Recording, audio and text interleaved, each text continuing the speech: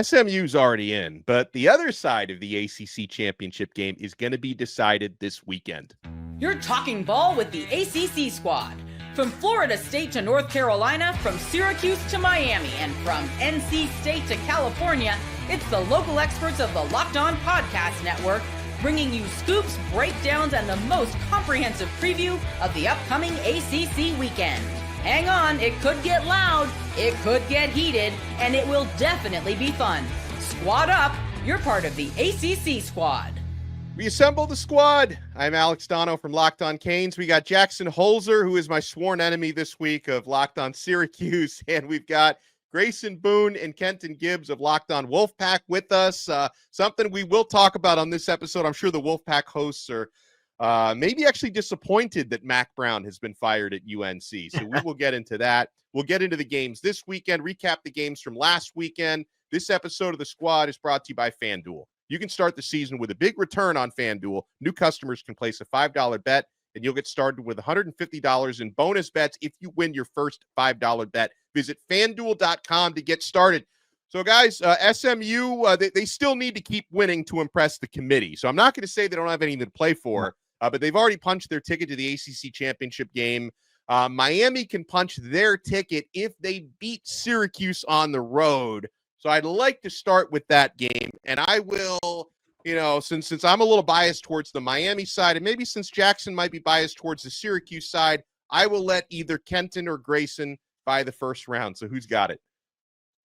Well, I mean, hey, I never shut up, so I'll let Grayson take the round after me here. I think the reality of this thing is simple. What's best for the ACC is that Miami win. Unfortunately, I'm a Lions fan. I can give a hell about what people think is good for the collective. I think what's good for one is good for all. In all seriousness, though, I think that in order for the ACC to get in multiple teams into the playoff, you would have to see a Miami win here. I think that's your only shot at that deal. But again, you still got to go out and win that ball game. And the reality is, Kyle McCord has shown he's like Mount Vesuvius, right? When he's not erupting and spilling over with turnovers, relatively dormant, does good things for the offense, gets the ball in playmakers' hands. So this game is going to be about a lot like the Wake Forest game. Can Miami be opportunistic enough? We all saw Wake Forest driving to either tie or take the lead. Then all of a sudden, Miami's defense is opportunistic enough to turn what could have been 10-10 into 17-10 by an excellent pick six. So I look at this game and I say the same thing. Can Miami's defense be opportunistic enough? Because I don't think that they'll have a problem scoring on Syracuse's defense. I really and truly don't. I think highly of the mob and whatnot, but I mean, this is the best offense, one of the best offenses in the nation. So I think Cam Ward and company will be able to move the ball, but defensively, can you get a stop? Yeah, I mean, it's the same story that it's been all year for Miami. Can the offense kind of patch up what the defense has exposed in this team? It was true again on Saturday. They took care of business against Wake Forest. However, I had my concerns there late in that third quarter as they entered the fourth quarter. I was like, Miami's not really going to do this, are they? And then they turned on their fourth quarter jets as they've done countless times this year and put that one away. I also want to shout out SMU. First year the ACC conference. They're making it to the ACC championship. I'm not bitter because my team is nowhere near that, but I am genuinely happy for SMU. What a cool moment for those guys. And so they deserve to be in it. They're 10-1. What else can you say about them? I'm looking forward to a very highly contested ACC championship, barring that it is either Miami or Clemson, barring a collapse. But I think it will be Miami. I think they're going to take care of business. SMU versus Miami in Charlotte should be a good one. Yeah, Jackson, I'll say this. I think something we're going to get more clarity on for good or for bad in the Syracuse game is what is Miami's defense? Because they had a resurgence, and I know people will say, oh, it's Wake Forest. Wake Forest's offense is respectable. Defense is terrible, but Wake Forest has a good offense, and Miami, after making it look way too easy early in the game for Wake Forest's offense, they flipped some kind of a switch where they only allowed 7 points the entire game, and that was on Wake Forest's opening drive. The other 7 points were given up on special teams, and they got 5 sacks in the game, an interception. That was the pick six by Mish Powell that Kenton mentioned. So all that talk about Miami during the bye week of improving their alignment and improving their communication, we did see a lot of that against Wake Forest. Now, it's a different challenge against Syracuse because Kyle McCord is having himself a year, and that passing offense is having itself an absolute blast this season. So can Miami's defense, which has looked vulnerable, kind of hit or miss against the pass this year, are they going to get gashed? Like, who is Miami's defense really? I can't tell you. What I would say about Miami's defense is this: as kind of Jekyll and Hyde as it can kind of be, do you know who has the number one total defense in the ACC? Miami. It's Miami. I think sometimes we look at their defense and we say, well, that's clearly the weak link. And as I explained on my own podcast, Locked on Syracuse yesterday, yeah, it by default, it has to be the weak link because they have the number one total offense in the nation. So clearly it's going to be worse. But their defense is still pretty good. And for Syracuse in this game, there are two keys. Number one, you got to win the turnover battle. Like Miami is going to get their yards. They're going to go up and down the field. But you're going to have to turn them over a couple of times. And if you're the Syracuse offense, none. You cannot give Miami extra possessions. You know your defense is probably not going to stop them very much. And number two, you got to be ultra aggressive. This is the time. It's the final game of the regular season. You're not playing for anything tangible. Go for it. This is the time to say, screw it. We're not punting. Screw it. We're not kicking field goals. We're probably going to have to score at least 40 points to win this game. So if it's 4th and 2 on your own 31-yard line, go for it. You might as well because your defense is probably not going to stop them anyway. I think for Miami, they've got to control the clock because when the opponents who have had the most success against Miami, including Georgia Tech, who beat them, they had 10 extra minutes of time of possession. So I think in Miami's case, I know that for most of the season, the passing game has been electric. It was actually Miami's running game, though, that's what allowed them to pull away in the fourth quarter last week. I think they need to lean on that more. And, the part of Syracuse's defense that's been more vulnerable has been the rushing defense. Miami's really found something in true freshman running back who has really stepped up this season to really complement Damian Martinez and complement Mark Fletcher. Jordan Lyle had that big game last week, 115 yards, 16.4 yards per carry. So a steady dose of all three of those guys, I think is going to help you control that clock. And then, of course, defensively, going up against a quarterback like Kyle McCord. I'll go back to the defense for Miami. Part of what I want to know who they really are is it's been feast or famine when it comes to pressuring quarterbacks, right? Some weeks you have 4 or 5 sacks. Other weeks you don't produce a sack. So, being able to put McCord under constant pressure to me is paramount this week. I think one of the things that we're skipping over here is, Donno mentioned a little bit in terms of that running game, but the reality is a large part of what Miami has been able to do this year is keep teams' offenses on the sidelines. They're number 2 in the conference in time of possession. Here's the problem. They're behind Syracuse. So that is the irony of Syracuse, by the way, because they're a passing team. Exactly. And yet they control the clock basically every game. It's weird. Well, I mean, yes, they're a passing team, but very serious question, Jackson. How many big-time throws do they demand Kyle McCord make per game? Is this an offense like the old team? The big-time throws that he typically makes are the throws that you wouldn't necessarily think are big-time throws, right? Because he's going to fit it within a tight window, but it's only 5 or 6 yards down the field. And that's my point exactly. This isn't the old TCU offenses where everything is super vertical and you're saying, hey, if you can't throw it at least 40 yards on the rope on a regular basis, we're not going to win football games. This isn't that type of offense. So I think that the thing that I want to talk about here in terms of when I look at Miami's defense is not about, hey, are they really great at getting stops? In terms of yards allowed per play, despite the fact that their offense is on the field a majority of the game, they still are not one of the best in terms of top 3 in that category. They are better than many people believe in most categories. However, they have still shown the propensity to allow a lot of points. How many teams have either scored their season high against this team or something damn close to it, right? Most. So, exactly. So I look at this Miami team and I say to myself, I don't need great defense. Just be opportunistic.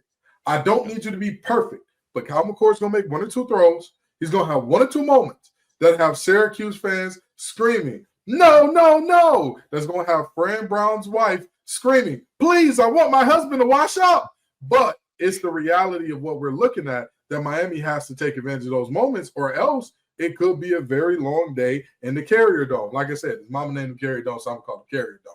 But it's going to be a long day for Miami if they can't take advantage of those moments.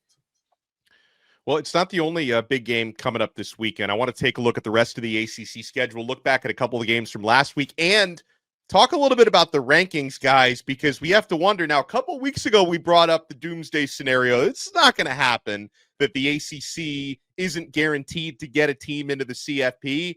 I'm wondering now, the path to 2 looks pretty good. There's even a path to 3. That's right. So you want to keep it locked right here. We'll have all that info for you on this brand new episode of the ACC Squad. Oh, folks, we've been having an awesome season on FanDuel. And Miami, 10.5-point favorites against Syracuse this weekend. So you want to take a look at that. You want to take a look at all the action and all the NFL action. Get ready to tackle the NFL with FanDuel, America's #1 sportsbook. Because right now, new customers can bet $5 and get $150 in bonus bets if you win.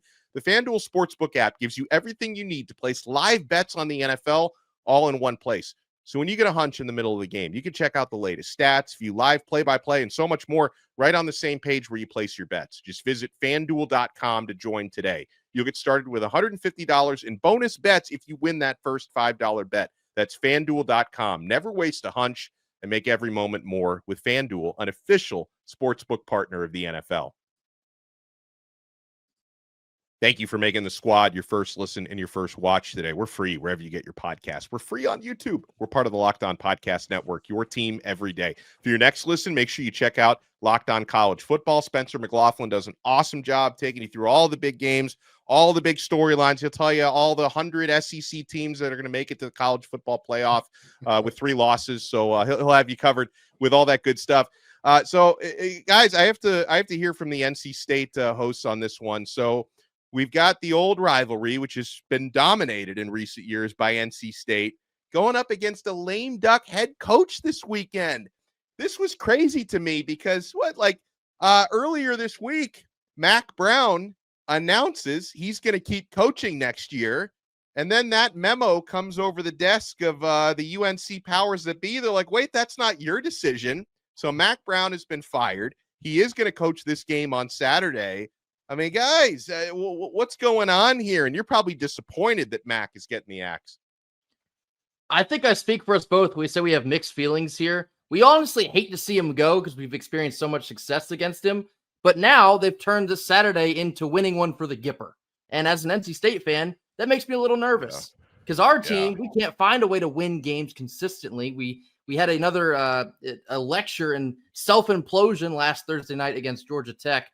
I don't know how to feel, especially for this coming Saturday. It makes me nervous that UNC is going to be fired up for it. NC State is always fired up for this game because people love to call it our Super Bowl. It more or less is. I really don't know how to feel. I mean, I think, is it the right move for UNC? Probably, because he's underperformed for years now. They've wasted countless Heisman level quarterback talents. That's, it's been funny on our side, but for them to move on a day after he said he's planning on coming back, very funny. I think it's very interesting the way they handled this one. In the words of a Miami Hurricane great and alum, Donno, we want more. We need more Mac Brown. Okay, let me explain something to you. I don't understand why they got rid of Mac for multiple reasons, and here's what I mean by that. They are a middling team, and I can admit that NC State historically has been a middling team. A lot of people have called this rivalry a mid-off, if you will. I understand it. I get it. I'm not mad at it. We got one team that's 6-5, one team that's 5-6. We're battling for who's going to learn Quick Lane Bowl right now. That's what's happening in real time. Now, with that in mind, UNC has gone to 6 straight bowl games 2 times in its history. Do you want to know who the coach was for the first time it happened, Donno? Mac Brown. William Mac Brown. You know who the coach was for the he's their Nick Saban is what you're saying. Exactly. I don't know why. Hardly. This is a situation where I tell people so often, sometimes we forget who we are and we get outside of ourselves and we say, oh, there needs to be a change. There needs to be better, which, hey, even if I'm taking off my NC State, my Wolfpack red glasses and saying, if I'm a program, what do I want to do and how do I want to do it? This is not the moment in which I would have done a darn thing. You understand? Because when you get beat by JMU, when they hang 70 on you, that's the time to move. When JMU beats you by so many points, had they not scored in the second half at all, they still would have won the game. That's the moment to say, hey, Mac, that's it, brother. That's it. It's been real. It's been fun. It ain't been real fun. Go back to ESPN. You know what I mean? That's the moment to hit that note. You don't wait until now when you're late in the recruiting cycle, when you've pretty much punted on the season in terms of it being anything relevant. And again, in terms of building out for the future, what does that look like now? Every team in the ACC is going to be ransacking your recruiting class as opposed to him saying, all right, after national side, after the recruiting period is over, hey, listen, I'm done. I'm going to leave the program in great hands. I ain't got nothing left in me and going out that way. So, as much as I joke about, hey, we've had success against Mac, I'd love to see him back 20 more years. I at least think they should have done it in a better way than they did. What's interesting, too, is I don't even think he did that bad of a job this year. Obviously, you do get a 70, I don't even know what you call it, not a 50 burger, but a 70-something hung on your head by James Madison. 70 Whopper. And then you had the embarrassing loss. How about that? Yeah, the embarrassing loss to Duke after that. But then he started to slowly turn things around. I mean, they beat Virginia, they beat Florida State, they beat Wake Forest. They didn't completely fold when a lot of signs would point to they might. So it is kind of interesting that this is playing out the way it currently is, because you could somewhat sell a little bit of momentum to their recruits. I mean, not anymore, but I mean, good grief. I thought they'd give them a little bit more respect with the way they'd handle it, but it seems they're ready to hit the fast forward button and look on.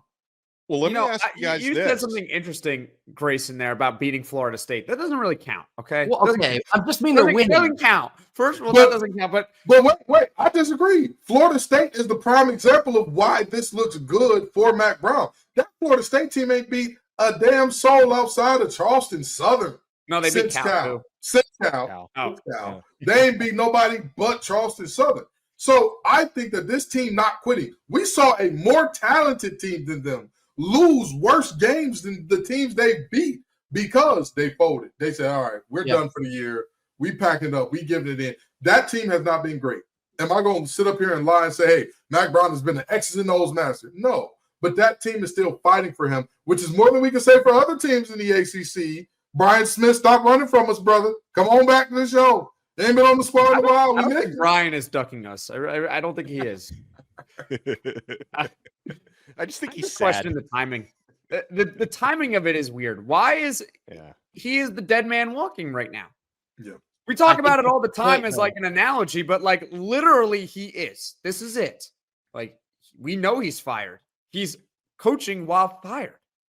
But I like Grayson's point. Like Grayson made a great point. Like they're not going to be more motivated to win than they are right now. Like, absolutely, but it's just so weird how it gets leaked out on a Tuesday afternoon right before you're going to play a rival that we're firing him. Yeah, I think how they handled it was wrong, but they've honestly removed the stakes away from the Tar Heels on this one, because if you beat us with a coach that's already been fired. You get to make fun of us forever, and if you lose, it doesn't matter because you've already fired your coach. So it's honestly like a win-win situation in a sense for them. And I think that's why they did it. They wanted to go ahead and remove the stakes for them. And now they're fired up to beat us. Well, I guess we'll see what happens. But it's definitely a win-win for the Gipper situation. But here's what I want to ask you guys. What would have the point been then if they had just kept him? Well, I don't know. Win your 7 and 5 and ask Isaac for that one. Well, let me ask you guys, how attractive is this job going to be? Like I see some of the names being linked to it. John Summerall at Tulane, who I think could be very good there. Arthur Smith, which kind of makes us chuckle a little bit, is being linked to that job. But okay, so UNC, coaching UNC football, but it is a school with a lot of resources. It's got kind of a mixed football history. Some amazing players have come through there over the years, even if they haven't had the best team success. We've even like a very, very good academics for what that's worth in football. I think it is worth something. Like we have seen UNC even linked to other conferences and realignment rumors. So I don't think it's a terrible job. It's obviously not like a blue chip job, but you could get a really good coach who's kind of on the way up. You just have to make sure you find the right one. Are we sure that's a school with a lot of resources?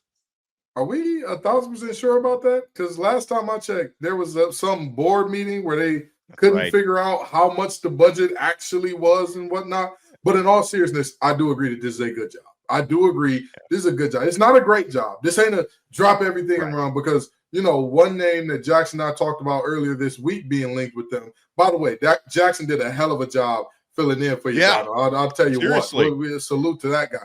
But I really do look at this job and say it's a good job. It's not a great job. It's not an awesome. You know that you're a basketball school. However, they at least have fair-weather fans in a different way than Duke. Like when Duke was good, when they were undefeated playing Notre Dame after beating Clemson first game of the year, I was at that game in person against Notre Dame. There were still hundreds of open seats. Yep. I saw it with my own 2 eyes. UNC would not have that. You know what I mean? As much as I think the Dirty Foot Club is a soft group of people, soft fan base, all that good stuff, if you're undefeated, they will show up and show out at minimum. So I think this isn't a terrible job. This isn't a job that's like, hey, they got to pay me an amount of money that's unheard of. You're in a Power 4 conference. You're in a state that has a ton of talent. And let's just be honest, with all due respect to Dave Dorn and company, you don't have a great team in state that's like, hey, there's no way in hell that team is pliable. You're looking at a situation where you could make many good things happen there. It just so happens to be that it never really materializes for them. I think, coming from an NC State side of things, a lot of us Wolfpack fans have been nervous that they're eventually going to hit a home run higher. And it's shocking that they haven't been able to do it because like we've kind of already talked about, they do have a good amount of resources. I think they've mishandled how to allocate them. I think they're very late to the NIL game, which shocked me because you would think with their basketball program being as big as it is and their branding being as big as it is, that they'd be probably at the forefront of things. But I think they have kind of fumbled around in the football department. But like I said, us Wolfpack fans, we are dreading the day that they eventually get the hire right because I think it's going to come. I would see this job pretty highly regarded. And I'm going to try not to vomit after I say this. They're good at everything. They really are. Like, it is a very good athletic school. All right, cut Grace's mic off. Somebody cut Grace's mic off. Hey, Locked On Wolfpack fans. We got to go find a North Carolina team that's not very nonsense. good at something. He's speaking nonsense. Get him out of here. We got to go get Isaac on here right now. We got to say, like, how's this team doing at North Carolina? Are they good or bad? I mean, that's the kind of football season NC State is. I'm out here crediting Carolina for doing stuff correctly, but no, I would see this job pretty highly regarded. I'm just nervous that they are eventually going to get the hire right because I think that'd be bad news for everybody else.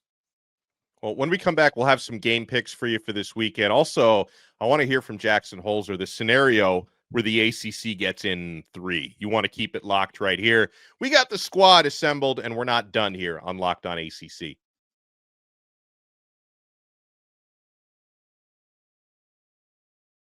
Thank you so much for making the squad your first listen and your first watch today. We're available free wherever you get your podcasts. We're free on YouTube. We're part of the Locked On Podcast Network, your team every day. All right, so Jackson, within the last couple of weeks, we've gone back and forth from, hey, is it possible the ACC gets 0 teams in? Because as we've discussed, being a conference champion, even in the Power 4, does not guarantee you a berth. Now, the ACC is going to get at least 1 team in, but what does the path to 3 look like? It's a little bit complicated, but I can do it for you all right now, okay? Yeah. They need, unfortunately, Miami to win, Clemson to win, and SMU to win this week. The reason why you need Miami to win is simple. You need them to get to the conference championship game with 1 loss. You need Clemson to win because Clemson would then be 10-2, and they would also knock out South Carolina because if South Carolina wins that game, there's going to be talk about them. Maybe they get that 12th spot, right? Clemson wins that game, it's over. South Carolina's out.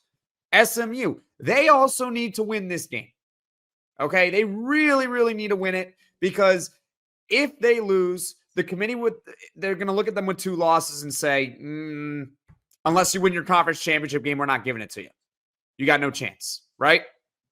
So you need them all to win this week.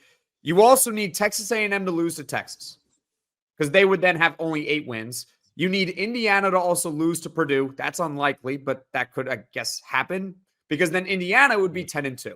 And you know the committee does not want to put in a 10-2 Indiana team. They don't want to do it. They're already disrespecting them. They didn't want to put in a 10-0 Indiana team. They were doing whatever. They were like, forget Indiana. Like they hate Indiana for some reason. So if Indiana loses to Purdue and they're 10-2, they're done. Like it's over for them, right? Yeah. So that's really your scenario there, but it gets more complicated than that because I think the best thing for the conference is if SMU beats Miami in the ACC title game in a close game because that ensures that SMU is obviously in.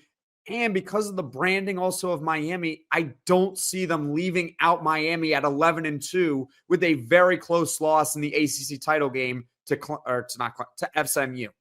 So that's the scenario there. Yeah, and I'm with you on it. I think the fact, and I have been in recent weeks, very pessimistic of the idea of Miami getting in if they don't win the conference. But the CFP committee has consistently had Miami ranked pretty high, which kind of makes me feel like they're setting them up for your scenario if it plays out that way, right? If Miami beats Syracuse and loses a very close one to SMU, maybe they could still sneak in. And like you mentioned, Clemson, if Clemson beats South Carolina, that not only eliminates South Carolina, but it's also would be considered a quality win for Clemson, who would finish a strong 10-2. So I could see it. Like I could definitely see that path to 3. What do you guys think? I wholeheartedly agree. But I want to add in something that I added in earlier in the week. Clemson cannot beat South Carolina close. We have talked about this time and time again. Anytime an SEC team gets beat, especially against the ACC team that matters, oh, that team's just terrible. They're just the worst.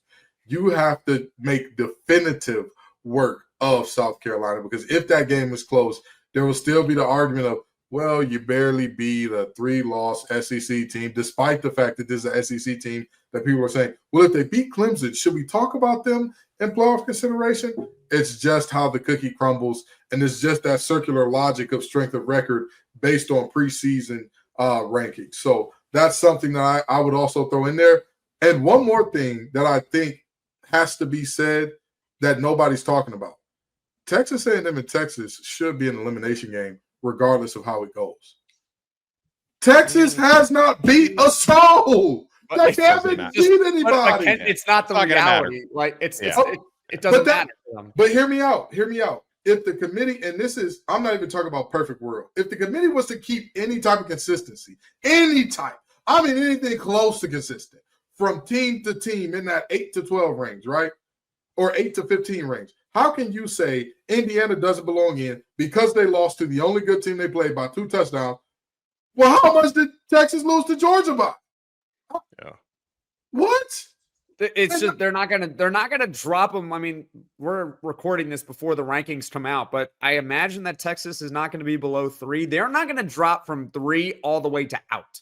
It's just not feasible. Right. Yeah, probably not. But and hear me out. That's why I'm saying the path to this requires the committee to do a little bit of thinking. Because regardless of how we cut or slice it, the committee always has the power. Even if we look at SMU with 1 loss and Miami with a close loss to SMU here, they have the power to leave out everybody except the conference champ. They have the power to do that. I'm counting on them being rational and decent in just that one moment of, well, hell, we like Texas a lot. The brand is huge. Sure, they bring odds. They haven't beat nobody. They are Indiana South. That is who this team is. As much disrespect as people are throwing to SIG, I don't give a damn that Sark is cool and is always saying, that's it, man. Hey, it's already written, guys. Nobody gives a damn. What are you doing on the field? What's the product? I don't care if you got a Manning on your squad. I don't care if you got a best recruit ever on your squad. What are the results? And objectively speaking, if we're talking about how the ACC can get 3 in, you need to have some real conversations about those teams for the ACC to have even a shot at getting 3 in. Because if that's not an elimination game, what happens if Texas A&M wins? that destroys your scenario, like you've already said, Jackson. I don't think that's right. I'm sorry. If Texas A&M wins, I mean, everything they're in, probably. Yeah, they probably are. Well, let's take a look at a few of the non-conference games involving ACC teams. Guys, tell me if you're expecting wins or losses here. You know, we have Clemson, as we mentioned, 17th ranked Clemson hosting 18th ranked South Carolina, annual rivalry game. Big opportunity for both teams, quite frankly. Louisville at Kentucky. Louisville favored by 4. Clemson, by the way, favored by 2.5 at home against South Carolina. So that's basically a toss-up according to the odds makers. And how about Florida State hosting Florida? Any shot there? No, there's not. Let me tell you something. They're only 14.5-point dogs, which surprised me. I thought that'd be closer to 20. Unless DJ Lagway lags out of the game, there is no way that Florida State wins this game. And hell, even if DJ Lagway decides to not play football at all that day, this Florida State team is quit. They've given up. They've tapped out. They have no shot. That is a depleted, defeated, giving up, quitting team. They're done for the year. They're more worried about the courts than they are the field. And I'm not talking about basketball. I mean the courts that include judges, bailiffs, and all that type of stuff. Yeah. Aren't they not very good in basketball either? That's what I said. That's what I'm saying. They're not worried about the basketball court either. The courtroom. They worry about the courtroom. That's the only place they worried about this year. They're just losing everywhere. There's a clause apparently in Billy Napier's contract where so you know he got job security now. He's coming back another year at Florida. Well, if he actually loses this game, they might fire him anyway. Revoke it. They might just revoke it. They're going to come up with some clause in the contract that says, we're going to let you go early. I think Florida's going to win, but if they don't, I would laugh hysterically.